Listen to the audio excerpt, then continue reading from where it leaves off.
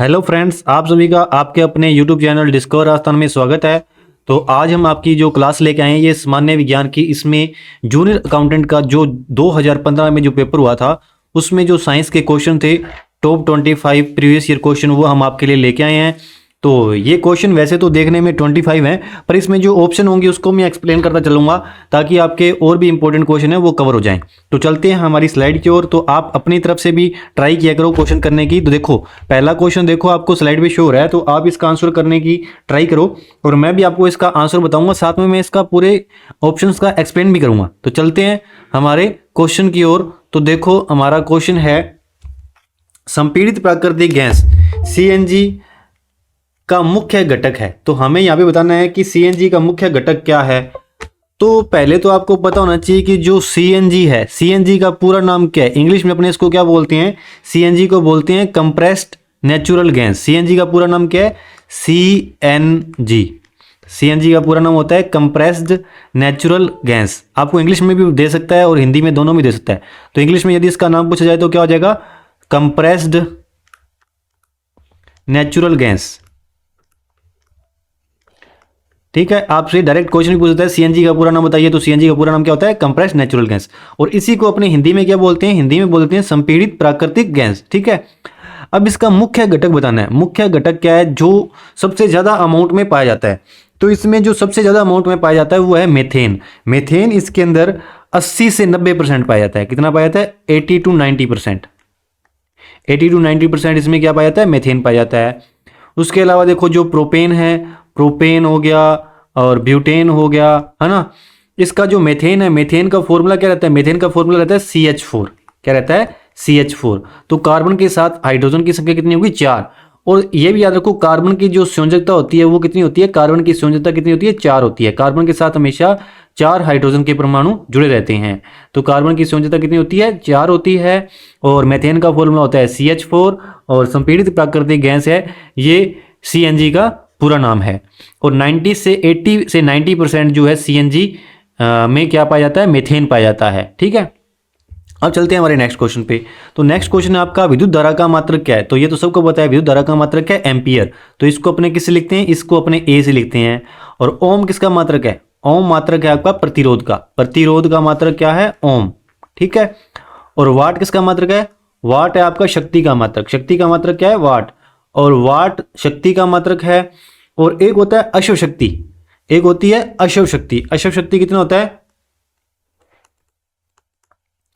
अश्व शक्ति होती है 746 वोल्ट। कितना होता है, 746 वोल्ट। ठीक है, और वोल्ट आपको पता ही है किसका फॉर्मूला होता है, विभवांतर का। वोल्ट किसका फॉर्मूला, वोल्ट किसका मात्रक होता है, विभवांतर का।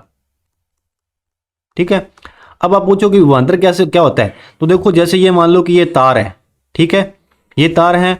अब ये तार के 2 सिरे हैं, एक सिरा तो ये वाला हो गया और एक सिरा ये वाला हो गया। अब इन दोनों के विभव के अंदर अंतर होगा। जैसे मान लो कि इसका इसमें धारा प्रवाहित हो रही है वो 5 एम्पीयर की है और इसमें धारा प्रवाहित हो रही है ये 7 एम्पीयर की है। तो इन दोनों में जो डिफरेंस है वो क्या होता है, आपका विभवांतर। तो जो धारा का प्रवाह होता है वैसे वो हमेशा हाई से लो की ओर होगा। कैसे होगा, हाई से लो की ओर। तो देखो यहाँ 10 एम्पीयर विभवांतर होगा तभी तो धारा का प्रवाह होगा। यदि विभवांतर ही नहीं होगा फिर धारा का प्रवाह होगा ही नहीं। तो धारा के प्रवाह के लिए विभवांतर का होना जरूरी है, क्योंकि धारा का प्रवाह हमेशा लो, हाई से लो की तरफ होता है। तो विभवांतर होगा तभी धारा का प्रवाह होगा, यदि विभवांतर नहीं होगा तो धारा का प्रवाह नहीं होगा।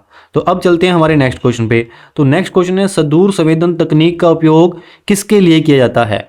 तो देखो जो सुदूर संवेदन तकनीक है इसका उपयोग देखो वन सर्वेक्षण और प्रबंधन में भी किया जाता है, बंजर भूमि की पहचान करने में किया जाता है, भौम जल और स्थायी जल संग्रहण में भी किया जाता है। और इसका आंसर क्या होगा, उपयुक्त सभी। तो देखो सुदूर संवेदन जो अपने सुदूर संवेदन जो उपग्रह वगैरह सैटेलाइट वगैरह भेजते हैं तो उनका उपयोग हम किसके लिए करते हैं वो हमें बताना था। तो उसके अलावा उससे हम ये तीनों की तीनों चीजें कर सकते हैं। तो हमारा आंसर हो जाएगा उपयुक्त सभी के लिए। अब देखो नेक्स्ट क्वेश्चन है आपका कि निम्नलिखित में से किस घरेलू उपकरण में विद्युत धारा का उपयोग नहीं होता। तो देखो हमें क्या बताना है, विद्युत धारा। और विद्युत धारा का मैंने आपको बताया मात्रक क्या होता है, एम्पियर। विद्युत धारा का मात्रक क्या होता है, एम्पियर। ठीक है, और हमें बताना है घरेलू उपकरण में विद्युत धारा का उपयोग नहीं होता। किस में नहीं होता, तो ये एयर कंडीशनर में। देखो एयर कंडीशनर हमेशा आपका लाइट से चलता है तो इसमें होता है। माइक्रो ओवन ये भी आपकी लाइट चलती है तो इसमें भी होता है। रेफ्रिजरेटर भी आपका लाइट चलता है इसमें भी होता है। तो सौर कुकर में विद्युत धारा का उपयोग नहीं होता, क्योंकि इसमें क्या होती है, इसमें जो सूर्य से प्रकाश जो आता है, सूर्य के प्रकाश का यूज होता है।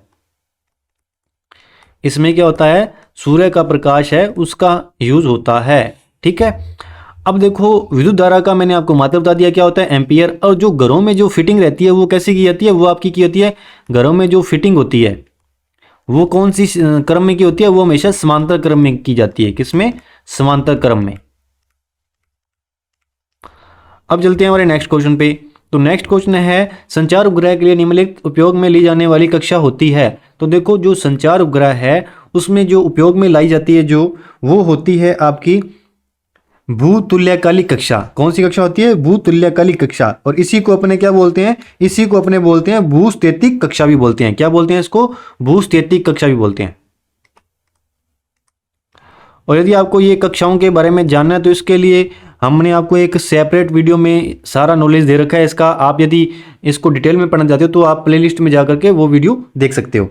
और देखो ये जो संचार उपग्रह होते हैं, संचार नाम से पता लग रहा है, तो ये किस में काम आएंगे, संचार के अंदर काम आएंगे। जैसे क्या हो गया, जैसे हमारा मोबाइल सेवा हो गई, टीवी में जो प्रसारण होता है वो सभी इसके अंदर आती हैं। जैसे मोबाइल में मोबाइल सेवा हो गई, इसके अलावा टीवी जो प्रसारण हो गया है ना, ये सभी के सभी किस में आती हैं, संचार उपग्रह के अंतर्गत आते हैं। और ये जो इसमें जो कक्षा उपयोग में ली जाती है वो कौन सी होती है, भूतुल्यकालिक कक्षा, या फिर इसको बोल सकते हैं भूस्थितिक कक्षा भी बोल सकते हैं। अब चलते हैं हमारे नेक्स्ट क्वेश्चन पे। तो देखो नेक्स्ट क्वेश्चन है सीसा संचायक सेल में कौन सा अम्ल प्रयोग में लाया जाता है। तो सीसा संचायक सेल में कौन सा अम्ल प्रयोग कराता है, सल्फ्यूरिक अम्ल। और सल्फ्यूरिक अम्ल का फॉर्मूला क्या होता है, H2SO4। क्या होता है, H2SO4।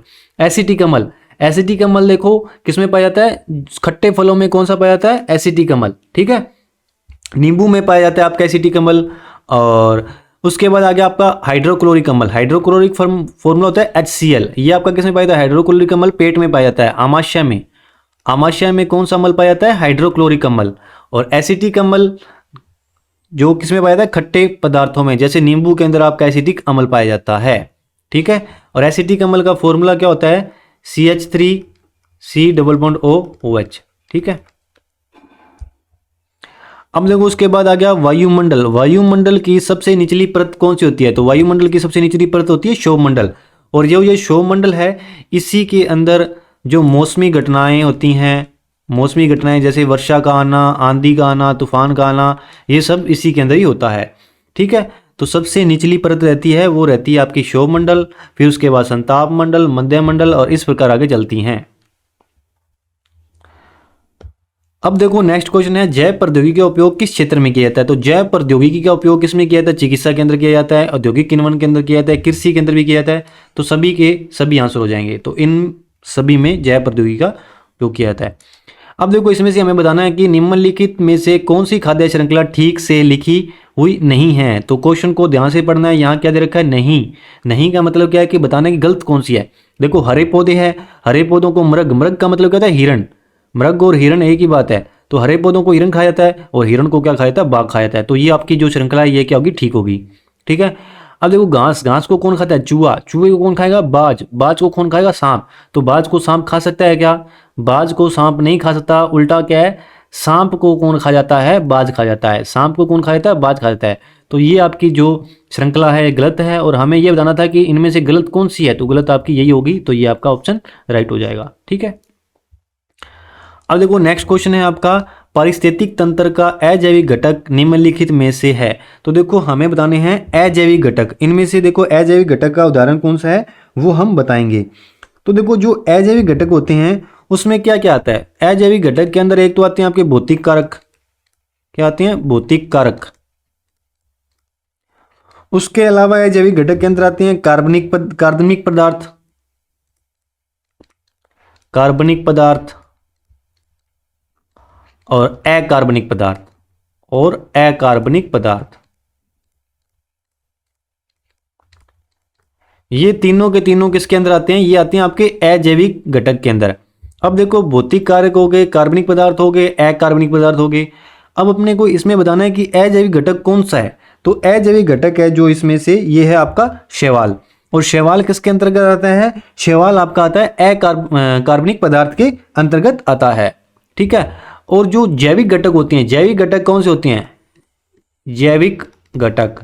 तो देखो जैविक घटक में हमने जो पिछला क्वेश्चन पढ़ा था ना, उसके अंदर आपका देखो जैसे घास को चूहा खा जाता है, चूहे को बाज खा जाता है ना, इस प्रकार अपनी एक श्रृंखला बन रही थी। तो जैविक घटक में क्या होता है, जैविक घटक में देखो एक श्रृंखला बनती है। जैसे सबसे पहले क्या होंगे, उत्पादक होंगे, उसके बाद क्या होगा, उत्पादक को खाने के लिए क्या होगा, कोई उसको आप भोग करने के लिए क्या होगा, उपभोक्ता होगा।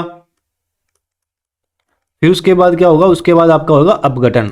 तो उसमें ये प्रोसेस चलती है। तो ये आपका हो गया आपका कौन से में, ये तो हो गया आपका जैविक घटक में, है ना।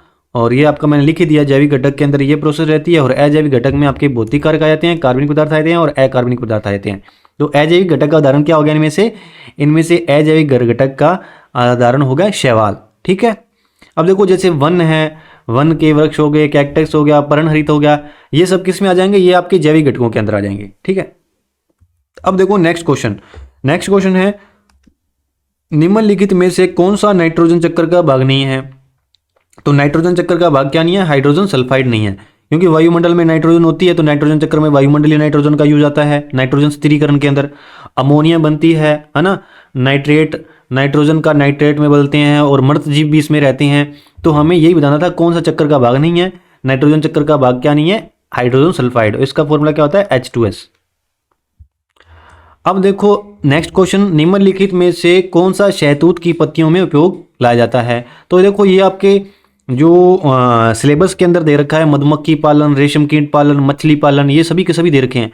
तो इनके बारे में मैंने आपको डिस्क्राइब में भी पूरा सिलेबस भी कवर करा रखा है, उसमें मैंने ये क्वेश्चन करवाया भी था। तो ये देखो शहतूत की पत्तियों पे कौन सा शहतूत की पत्तियों पर उपयोग में लाया जाता है। तो रेशम कीट का पालन जो होता है वो कहाँ पे किया जाता है, शहतूत की पत्तियों पे किया जाता है। और उस कीट का नाम क्या है, बोम्बेक्स मोराई। क्या नाम है, बोम्बेक्स मोराई। और किस पे पाया जाता है, शहतूत की पत्तियों में पाया जाता है। और रेशम कीट का पालन, और रेशम कीट का पालन क्या कहलाता है, आपका सेरीकल्चर कहलाता है। और मधुमक्खी पालन क्या कहलाता है, एपीकल्चर कहलाता है, एपीकल्चर। और रेशम कीट का पालन क्या कहलाता है, सेरीकल्चर। और मछली पालन क्या कहलाता है, मछली पालन कहलाता है पीसीकल्चर। ठीक है। अब देखो नेक्स्ट क्वेश्चन है आपका, निम्नलिखित में से कौन सा जल जनित रोग है। तो जल से फैलने वाला रोग कौन सा है, देखो पोलियो आपका जल से होता है। उल्टी, देखो जब आप दूषित खाओगे या दूषित पियोगे तभी तो आपको उल्टी होगी। या तो आप दूषित खाओगे या फिर दूषित पियोगे, खाने से क्या होगा, दूषित खाने से क्या हो जाएगा, हकटन हो जाएगा। दूषित पीने से क्या होगा, उल्टी आ जाएगी। और दस्त होगा तो हकटन हो गया, उसको बोल देते हैं अपने हकटन। तो ये सभी के सभी कहाँ से रोग हैं, जल जनित रोग हैं। तो आपका आंसर क्या हो जाएगा, ये सभी। अब नेक्स्ट क्वेश्चन है आपका, वर्ष 1978 में सफलतापूर्वक जन्म लेने वाले प्रथम प्रखंडी शिशु का नाम क्या रखा गया था। तो उसका नाम रखा गया था लूसी ब्राउन। तो ये आपको याद रखना पड़ेगा क्वेश्चन। जो ये नाम वाले आ गए या सन वाले क्वेश्चन होते हैं उसमें तो आपको याद ही रखने पड़ेंगे, तो समझने वाली बात नहीं है इसमें कुछ भी। तो जो प्रथम प्रखंडी शिशु, प्रथम प्रखंडी शिशु का मतलब क्या है, प्रखंडी शिशु का मतलब ये है कि उसके अंदर निषेचन जो हुआ है, निषेचन किसके अंदर हुआ, प्रखनली के अंदर। जैसे आपकी नली रहती है उसके अंदर निषेचन होगा, उससे जो शिशु का उत्पादन होगा उसको बोला गया प्रथम प्रखनली शिशु। प्रथम बार किया गया तो उसको बोल दिया प्रथम प्रखनली शिशु। और उसका नाम क्या रखा गया, वो नाम ही आपको बताना है। और नाम था क्या, लूसी ब्राउन। अब देखो नेक्स्ट क्वेश्चन, नेक्स्ट क्वेश्चन क्या है कि अनुवांशिक रोग है, निम्नलिखित में से कौन सा अनुवांशिक रोग, अनुवांशिक रोग कौन से होते हैं, ऐसे रोग जो पीढ़ी दर पीढ़ी चलते हैं, पीढ़ी दर पीढ़ी, पीढ़ी दर पीढ़ी संचरण करने वाले रोग क्या होते हैं, वो होते हैं आपके अनुवांशिक रोग। जैसे मान लो कि आपके दादा से आपके पापा के अंदर आया, फिर आपके पापा से आपके अंदर आया, फिर आपके अंदर से आपके बच्चों में जाएगा, तो ये कैसी एक पीढ़ी बन गई, पीढ़ी दर पीढ़ी संचरण हो रहे हैं, उसको अपने क्या बोलते हैं, अनुवांशिक रोग। ठीक है। अब देखो वर्णांता जो है वो आपका क्या, अनुवांशिक रोग। वर्णांता में क्या होता है, इसी को अपने क्या बोलते हैं, इसी को अपने बोलते हैं कलर ब्लाइंडनेस। क्या बोलते हैं, कलर ब्लाइंडनेस। अब इस रोग में होता क्या है, इस रोग में ये होता है कि व्यक्ति रंगों की पहचान नहीं कर पाता। क्या नहीं कर पाता, रंगों की पहचान नहीं कर पाता। ठीक है। अब देखो जो रेबीज, रेबीज रोग किससे फैलता है, इसका वाहक कौन है, इसका वाहक है कुत्ता। रेबीज रोग का वाहक क्या है, कुत्ता। और इस पे ये किससे फैलता है, वायरस से फैलता है। किससे, वायरस से। और उस वायरस का नाम क्या है, उस वायरस का नाम है रेब्डो वायरस। क्या है, रेब्डो वायरस। और रेबीज रोग में क्या होता है, व्यक्ति को पानी से डर लगता है। और पानी से डर लगना क्या कहलाता है? हाइड्रोफोबिया। क्या कहलाता है? हाइड्रोफोबिया। PHOBIA, PHOBIA, हाइड्रोफोबिया किसको बोलते हैं? पानी से डर लगना, पानी से डर। और इस रोग के अंदर क्या होता है? रेबीज रोग के अंदर व्यक्ति को क्या लगता है? पानी से डर लगता है। अब चलते हैं हमारे नेक्स्ट क्वेश्चन पे। तो नेक्स्ट क्वेश्चन है पीलिया जिसकी बीमारी है वह है। तो देखो जो पीलिया है बीमारी है वो किसकी बीमारी है? लीवर की। लीवर को ही अपने क्या बोलते हैं? यकृत। और लीवर को ही हम क्या बोलते हैं? जिगर। ठीक है। अब जो लीवर है इसी को क्या बोला जाता है? इसी को बोला जाता है हमारे शरीर की रसायन प्रयोगशाला। हमारे शरीर की रसायन प्रयोगशाला। क्यों बोला जाता है ऐसा? इसलिए इसको ऐसा बोला जाता है क्योंकि जब व्यक्ति की डेथ हो जाती है, जैसे मान लो कि व्यक्ति की डेथ किसी हुई है? जहर खाने से हुई है, या फिर व्यक्ति की डेथ किसी हुई है? शराब पीने से हुई है। तो देखो जब ये व्यक्ति मर जाएगा तो इसका क्या होगा? लीवर निकाल के लीवर से जांच की जाएगी। तो लीवर से जांच की जाएगी तो लीवर से पता लग जाएगा कि इस व्यक्ति की जो डेथ हुई है वो किन कारणों से हुई है।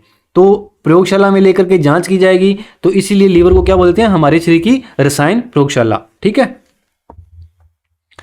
अब उसके बाद नेक्स्ट क्वेश्चन है आपका, जीव विज्ञान में रोग प्रतिरक्षा का अर्थ क्या है? रोग प्रतिरक्षा। रोग प्रतिरक्षा का मतलब क्या है? जैसे मान लो कि ये हो आप, ठीक है। अब ये हो आप और बाहर से क्या आ रहे हैं? रोग आ रहे हैं। बाहर से क्या आ रहे हैं? रोग आ रहे हैं। और आपकी बॉडी के अंदर एंटीबॉडी है, आप इन रोगों से लड़ रहे हो। तो इसको ही क्या बोलते हैं? रोग प्रतिरोधक क्षमता। ठीक है। संक्रमण से लड़ने की क्षमता क्या है आपकी? रोग प्रतिरोधक क्षमता।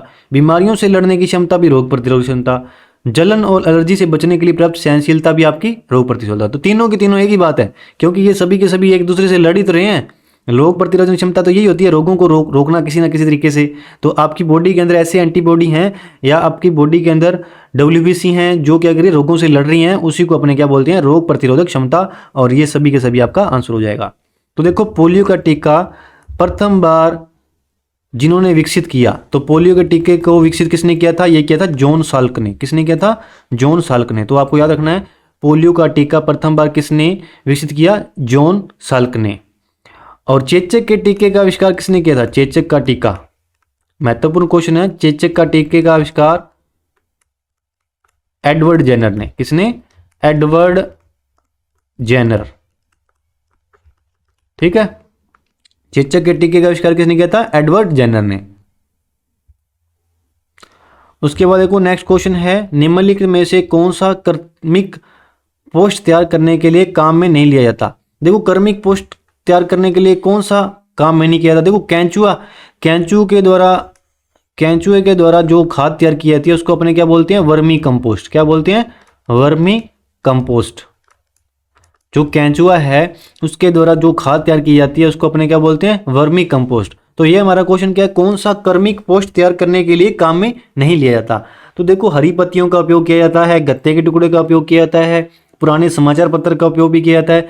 लेकिन प्लास्टिक है इसका डिकम्पोज जल्दी नहीं होता है, तो प्लास्टिक अपशिष्ट का उपयोग कर्मिक पोस्ट तैयार करने के लिए नहीं किया जा सकता। अब देखो नेक्स्ट क्वेश्चन है विटामिन बी कॉम्प्लेक्स की कमी उत्पन्न करती है। तो विटामिन बी से कौन सा रोग होता है? B1 से होता है आपका बेरी। B1 से कौन सा रोग होता है? बेरी। अब देखो डर्मेटोसिस में इसको बोलते हैं चमड़ी का जो रोग होगा, आपकी जो त्वचा में जो रोग होगा उसको बोलते हैं डर्मेटोसिस। क्या बोलते हैं? डर्मेटोसिस। और ये किस में होता है? विटामिन डी की कमी से। ठीक है। रिकेट्स किसकी कमी होता है? विटामिन ए की कमी से। और जो स्कर्वी होता है, स्कर्वी में क्या होता है? आपके दांतों से खून आने लगता है। क्या होता है? दांतों से खून आने लगता है। इसी रोग को, स्कर्वी को ही क्या बोलते हैं? स्कर्वी को ही अपने नाविक रोग भी बोलते हैं। क्या बोलते हैं? नाविक रोग। क्यों बोलते हैं नाविक रोग? इसलिए बोलते हैं क्योंकि ये जो रोग है सबसे पहले नाव चलाने वाले, नौकाओं के अंदर नौका चलाने वाले थे ना जो, उनमें देखा गया, तो उनको नाविक बोलते हैं। तो वहीं से इसका नाम क्या पड़ गया? नाविक रोग। तो विटामिन बी कॉम्प्लेक्स की कमी उत्पन्न करती है। क्या उत्पन्न करती है कमी? प्लेग्रा उत्पन्न करती है। क्या करती है? प्लेग्रा। और प्लेग्रा ये आपका किस विटामिन से कमी से होता है? ये होता है B3 से। किससे? B3 से। ठीक है। द्रव का आयतन मात्रक क्या है? द्रव का आयतन मात्रक है LTR। ठीक है। अगले क्वेश्चन में देखो, अगला क्वेश्चन है मोमबत्ती के जलने के प्रक्रम में शामिल है। अब देखो, एक तो होता है आपका भौतिक परिवर्तन और एक होता है रासायनिक परिवर्तन। रासायनिक अभिक्रिया या रासायनिक परिवर्तन क्या होता है? देखो, भौतिक परिवर्तन में क्या होता है? भौतिक परिवर्तन में पदार्थ की अवस्था में परिवर्तन आता है। क्या आता है? पदार्थ की अवस्था में परिवर्तन आता है। अब जब अवस्था, जैसे मान लो कि ये बल्ब है, ठीक है, अपने यहाँ बनाते हैं बल्ब, ये क्या हो गया? हमारा बल्ब हो गया, ठीक है। अब बल्ब में लाइट हुई तो ये बल्ब क्या हो गया? जल गया, है ना। अब देखो, अब इसकी अवस्था में परिवर्तन आ गया। और जब लाइट को बंद करेंगे तो ये वापस बल्ब बुझ जाएगा, है ना। लाइट में इसको बंद करेंगे तो ये वापस अपना बुझ जाएगा बल्ब ना। तो देखो, इसकी अवस्था में परिवर्तन हो गया। तो ये परिवर्तन कौन सा कहलाता है? भौतिक परिवर्तन। और रासायनिक परिवर्तन क्या होता है? रासायनिक परिवर्तन होगा या दूध से क्या दही का बनना। दूध से क्या बन गया? आपका दही बन गया। अब देखो, दूध से क्या बनेगा? दही। अपने दही से दोबारा दूध बना सकते हैं क्या? नहीं बना सकते। तो ये वाला परिवर्तन क्या होगा? आपका रासायनिक परिवर्तन। जैसे इसमें क्या है, दोबारा अपने उसको उत्पन्न नहीं कर सकते, इसमें उसको अपने दोबारा उसी अवस्था में लेके जा सकते हैं। तो अब मोमबत्ती के जलने के प्रक्रम में कौन सी अभिक्रिया होती है? भौतिक अभिक्रिया होती है या रासायनिक अभिक्रिया होती है या दोनों होती हैं? तो देखो, मोमबत्ती है, मोमबत्ती को जब अपने जलाते हैं तो देखो ये जल जाती है। जलने पे इसका मोम बन जाता है। मोम बन जाता है, उस मोम को अपने दोबारा बना सकते हैं, पुनः उसी अवस्था में ले जाते हैं ना। तो ये भौतिक परिवर्तन तो हो ही गया। और साथ ही साथ क्या, रासायनिक परिवर्तन भी हो रहा है, क्योंकि देखो मोम पिघल रहा है और अपने को इससे ऊष्मा मिल रही है ना। तो ये दोनों की दोनों अभिक्रियाएं हो रही है, भौतिक है और रासायनिक दोनों अभिक्रियाएं। तो आपका आंसर क्या होगा? 3rd number option. अब देखो, नेक्स्ट क्वेश्चन है अभिक्रिया CuO। CuO को क्या बोलते हैं? Copper oxide. इसकी अभिक्रिया किससे कराई? हाइड्रोजन के साथ कराई। तो क्या बन गया? कॉपर बन गया और जल बन गया। क्या बन गया? एक तो कॉपर बन गया और एक बन गया आपका जल। तो ये कॉपर ऑक्साइड, देखो यहाँ पे O लगा था, O लगा था और यहाँ पे O हट गया। तो यहाँ पे O नहीं था और यहाँ लग गया O। तो देखो, इसका तो क्या हो गया? इसका तो क्या हो गया? ऑक्सीकरण। इसका क्या हो गया? ऑक्सीकरण। और देखो, CuO से क्या बन गया? Cu। इसका क्या हो गया? इसका हो गया आपका अपचयन। अपचयन क्या हो गया? कमी। ऑक्सीजन क्या हो गया? वृद्धि। तो देखो, कॉपर का तो क्या हो गया? अपचयन बन गया। कॉपर ऑक्साइड का तो अपचयन हो गया और हाइड्रोजन का ऑक्सीकरण हो गया। उभयधर्मी ऑक्साइड का सही उदाहरण बताना है। तो उभयधर्मी ऑक्साइड है, उसका उदाहरण हो गया आपका एल्यूमिनियम, Al2O3। ये एल्यूमिनियम का ऑक्साइड Al2O3 है। ये किसका उदाहरण है? उभयधर्मी का ऑक्साइड है। उभयधर्मी को ही हम इंग्लिश में क्या बोलते हैं? एम्फोटेरिक। क्या बोलते हैं? एम्फोटेरिक। AMPHOTERIC। यदि आपसे यहाँ पे लिखा है ना उभयधर्मी की जगह एम्फोटेरिक ऑक्साइड का सही उदाहरण, एम्फोटेरिक का सही उदाहरण बताओ, तो भी आपका क्या हो जाएगा? आपका होगा एल्यूमिनियम के ऑक्साइड, ठीक है। और गैलियम जो Ga2O3, ये क्या हो गया? आपका गैलियम ऑक्साइड। गैलियम ऑक्साइड भी किसका उदाहरण है? उभयधर्मी का ऑक्साइड है, ठीक है। और ZnO3, ये भी क्या है? आपका जिंक ऑक्साइड, ठीक है। जिंक ऑक्साइड भी किसका उदाहरण है? उभयधर्मी का उदाहरण है। तो ये आपको याद रखनी है। अब देखो, नेक्स्ट क्वेश्चन है कि क्लोरोफ्लोरोकार्बन का उपयोग होता है एरोसोल स्प्रे बनाने में, हंजी होता है, विलायक के रूप में हंजी होता है, प्रेषितक के रूप में हंजी होता है। तो उपयोग सभी में इसका उपयोग होता है। क्लोरोफ्लोरोकार्बन आपको कहाँ से मिलती है? इसका नाम क्या है? CFC शॉर्ट फॉर्म है। इसको क्या बोलते हैं? क्लोरोफ्लोरो। ये आपकी किससे निकलती है? ये आपकी रेफ्रिजरेटर में से निकलती है, ज़्यादातर रेफ्रिजरेटर में से,